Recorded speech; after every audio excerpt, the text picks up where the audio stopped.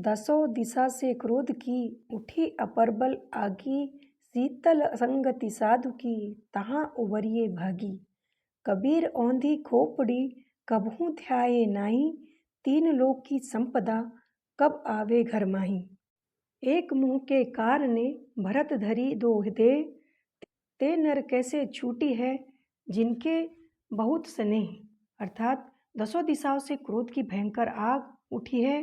संतों की संगत शीतल होती है, इसीलिए भागकर वहीं जाओ, वहीं उद्धार पाओगे। जो नहीं भागेगा वह जल मरेगा। साधु जन भागकर बच जाए। मनुष्य की यह उल्टी खोपड़ी धन से के कभी तृप्त नहीं होती। लोभी हर समय यही सोचता है कि तीनों लोकों की संपत्ति कब मेरे घर में आएगी। एक मृग शावक के प्रति मोह हो जाने से भरत जी को मोहवश 2 शरीर धरने पड़े। फिर वे मनुष्य भाव बंधनों से कैसे छूटेंगे, जिनके हृदय में बहुतों का मोह समाया हुआ है। युग ऋषि परम पूज्य गुरुदेव पंडित श्री राम शर्मा आचार्य जी ने भी काम, क्रोध, लोभ के प्रभाव के विषय में कितना सटीक कहा है। विषय वासना विष भरी है कटारी।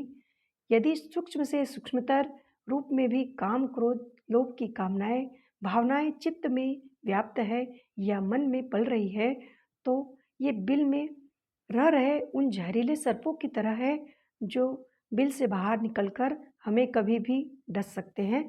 अतः इनसे बचने का एक ही उपाय है, वह है ऐसी कामनाओं, भावनाओं का चित्त से सबीज अर्थात संपूर्ण विनाश।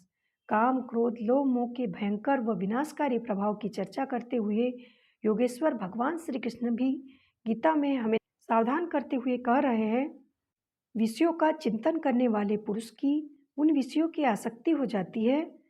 आसक्ति से उन विषयों की कामना उत्पन्न हो जाती है और कामना में विघ्न पड़ने से क्रोध उत्पन्न होता है। क्रोध से अत्यंत मूढ़ भाव उत्पन्न हो जाते हैं और मूढ़ भाव से स्मृति में भ्रम हो जाता है। स्मृति में भ्रम हो जाने से बुद्धि अर्थात ज्ञान शक्ति का नाश हो जाता है और बुद्धि का नाश हो जाने से यह पुरुष अपनी स्थिति से गिर जाता है। अतः ऐसी स्थिति में जब काम, क्रोध, लोभ, मोह के प्रचंड ताप से हमारे जीवन में हाहाकार हो उठता है, कहीं कोई मार्ग नहीं दिख पड़ता और हर तरफ अंधेरा ही अंधेरा हो जाता है, तब हमें भी प्रकाश को नहीं, परम प्रकाश की आवश्यकता होती है। और यह प्रकाश सामान्य योग, तप, ज्ञान, वैराग्य का नहीं, वरन यह प्रकाश अखंड योग, ज्ञान, वैराग्य की भक्ति का।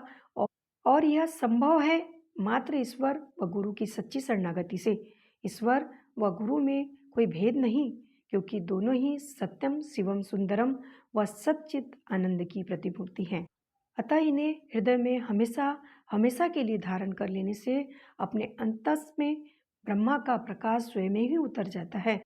तब हमारे अंतस के आकाश में गुरु ही ईश्वर की पूर्ण ज्ञान अर्थात पूर्णिमा का चंद्रमा बनकर निकल आते हैं।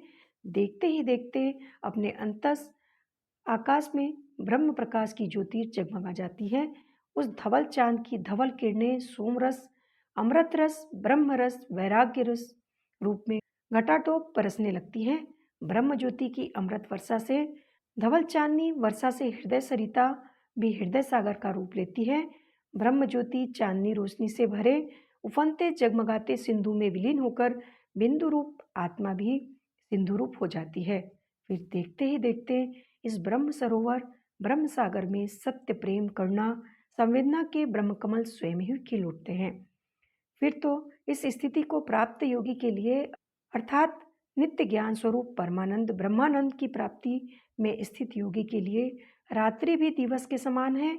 हाँ, काम, क्रोध, लोभ, मोह से मूर्छित सामान्य प्राणियों के लिए तो दिवस भी अवश्य रात्रि के समान है। अतः जो सामान्य प्राणियों के लिए रात्रि है, वही योगी के लिए दिवस के समान है। जीव की यही वह ब्रह्मी स्थिति है जिसके विषय में करुणा निधान श्री कृष्ण गीता में हम अर्जुन से कह रहे हैं, हे अर्जुन, यह ब्रह्मा को प्राप्त हुए पुरुष की स्थिति है। इसको प्राप्त होकर योगी कभी मोहित नहीं होता और अंतकाल में भी ब्रह्मी स्थिति में ही स्थित होकर ब्रह्मानंद को प्राप्त करता है।